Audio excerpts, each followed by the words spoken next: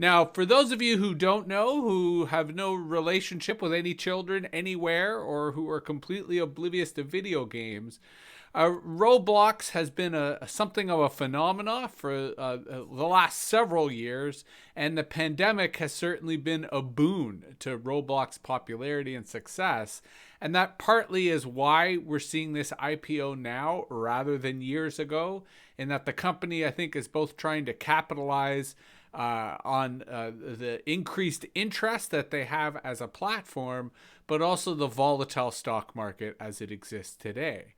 Now, what's interesting about Roblox is I would put Roblox kind of on par with Minecraft, both in terms of it being a kind of sandbox or open environment, but also because it represents a potential infrastructure in what is often referred to as the metaverse. And the metaverse being a kind of fusion of the internet and virtual reality, a kind of unification of virtual environments or digital worlds, sort of recognizing that the web, as we know it, is sort of limited in terms of it being textual, and that something will replace it that'll be more immersive, three-dimensional, virtual reality.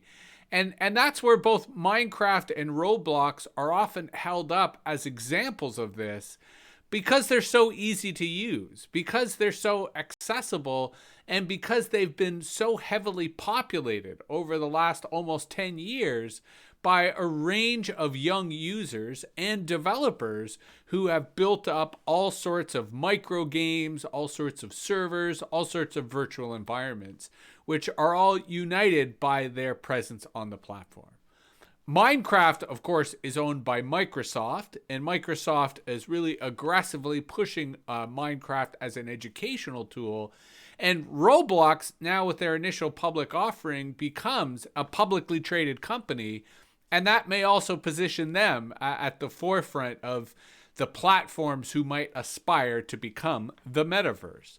And we'll elaborate on that a bit in a moment, but let's look at some of the news coverage that came about in terms of their IPO yesterday.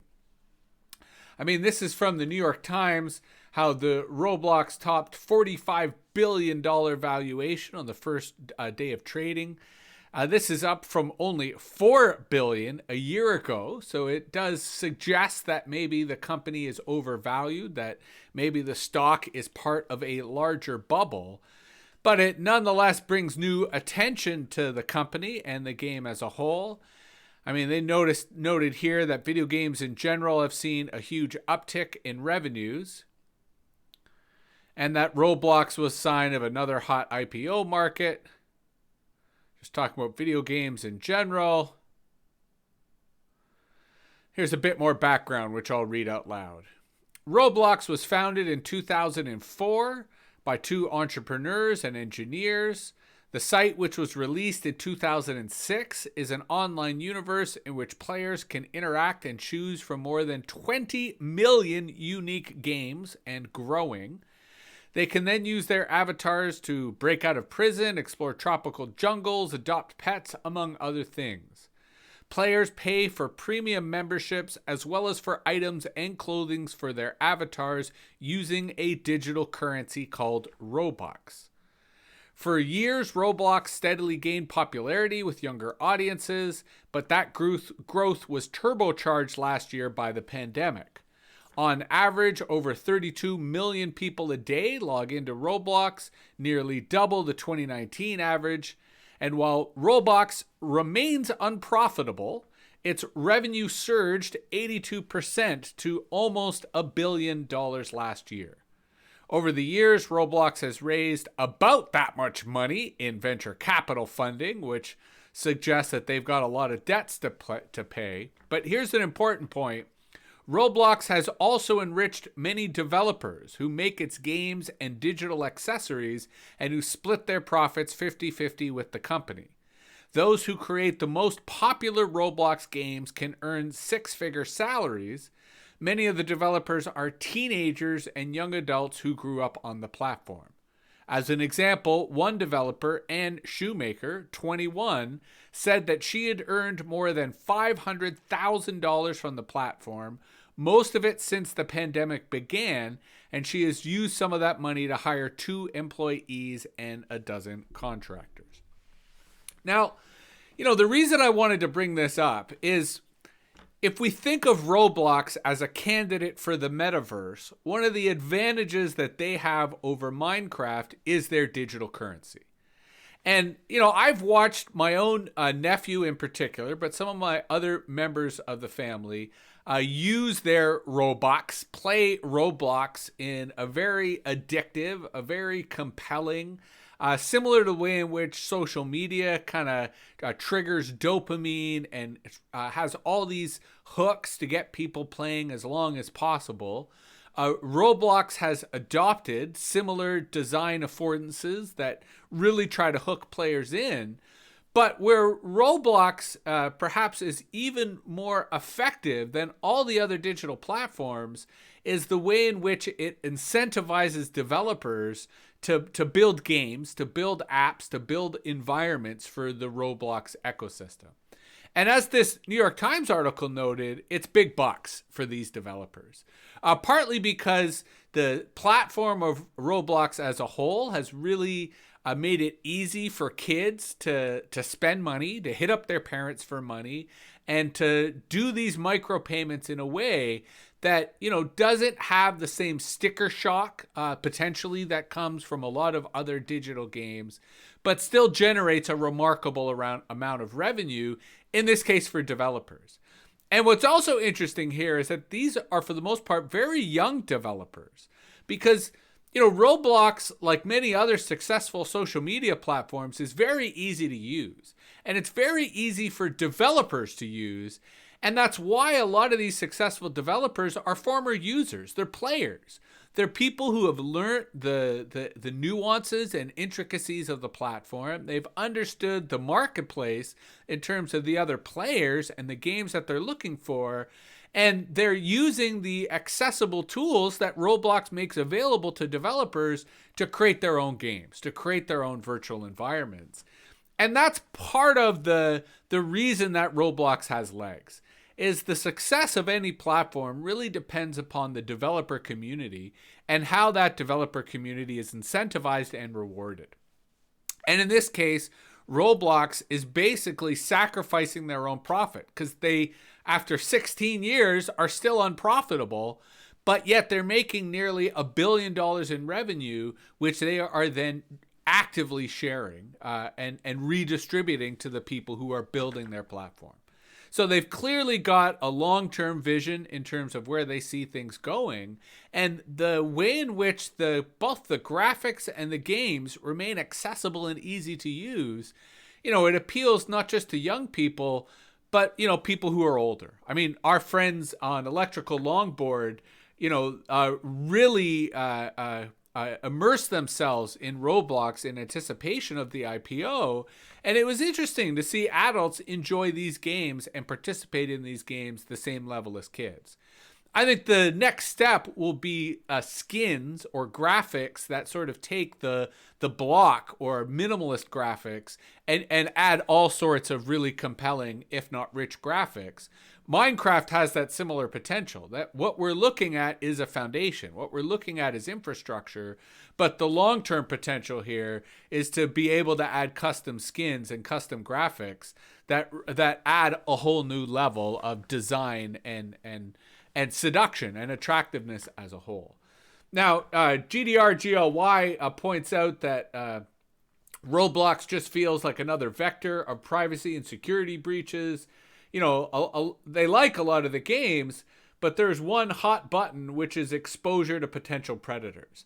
And that's absolutely the case, that Roblox faces the same challenge that many of these successful and large platforms do, which is one of scale.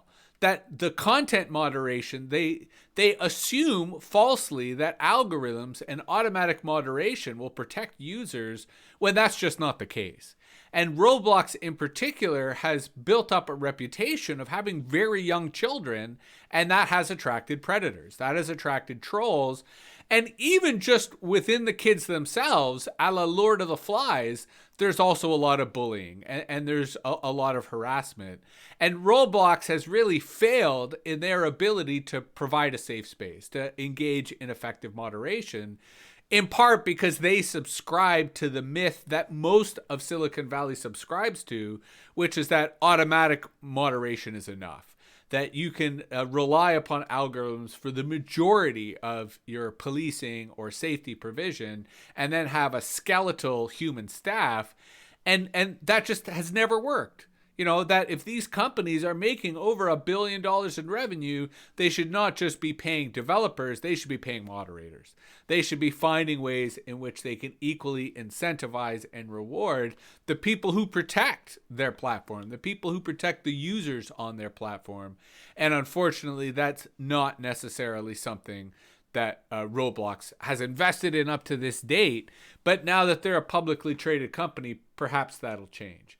And GDR GLY also notes that there's a lot of hooks in the game to keep kids on, as I think a lot of parents have already gotten into the types of conflicts with their kids as to, you know, the way in which that the way in which the games really make it difficult to get a kid to stop, and create a kind of addictive, like, one more turn or 5 more minutes or 10 more minutes that, you know, is another reason why Roblox deserves greater scrutiny.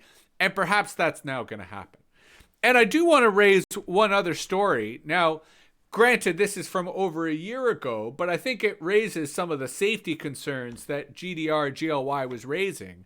And this was an instance where a hacker bribed a Roblox insider to get access to user data. And this is one of the issues that comes from corporate governance policies, that these companies, you know, the value of the information they have, in this case, the vulnerability of their young users, means that they're not just dealing with external predators, but also potentially internal corruption that could compromise the data integrity or the user safety. I'll read the first few paragraphs of this article. A hacker bribed a Roblox worker to gain access to the back-end customer support panel of the massively popular online video game, giving them the ability to look up personal information on over 100 million monthly active users and grant virtual in-game currency. With this access, the hacker could see users' email addresses as well as change passwords, remove two-factor authentication from their accounts, ban users, and more, according to the hacker and screenshots of the internal system. The screenshots themselves were shared with Motherboard, include the personal information of some of the most high-profile users on the platform. The hacker could have looked up information on many users, although it appears they limited their actions to a handful of accounts, and the news highlights not only the risk of insiders at companies exploiting their access to user data, but with Roblox catering to a large audience of minors, how hackers may access the data of children. And so, you know, this is a concern really of any social media platform, but especially a social media platform that has so many young participants as Roblox does. Now, again, we hope that the newfound funds that the company had access to as a result of their initial public offering allows them to invest in better computer security. But what's disturbing about this particular article is it illustrates that Roblox staff, that insiders, have the kind of godlike access or unrestricted access that really puts them in a position to potentially abuse their status or abuse their power. And I think there's good arguments to be made as that kind of access should be restricted, even within the company, so that you can't have someone just automatically turn it over. And, you know, GDR GLY points out that there are some fabulous games on Roblox, especially the puzzles and challenges. But yes, the knee-jerk reaction is one of scrutiny. And I think that's the main moral that we should take out of this initial public offering. That the company requires greater scrutiny, not just from an investor perspective, but from a child safety perspective, from a social safety perspective. Because I'm going to conclude by saying I do think that Roblox has tremendous potential. And I don't mean this in the moral sense of good or bad, but I mean this in the political economy sense of they have tremendous potential to play a central role in the future of the internet, in the future of our digital society. And I refer to Roblox as one of the primary candidates to become the metaverse, to become the infrastructure of the metaverse in terms of the platform or virtual environment that absorbs all others. That becomes what we associate with the web today as the place in which there's total interoperability and interconnection. And I think that's something that we need to be paying attention to, partly from antitrust or public interest reasons, but also, to anticipate future opportunity as well as anticipate future threats.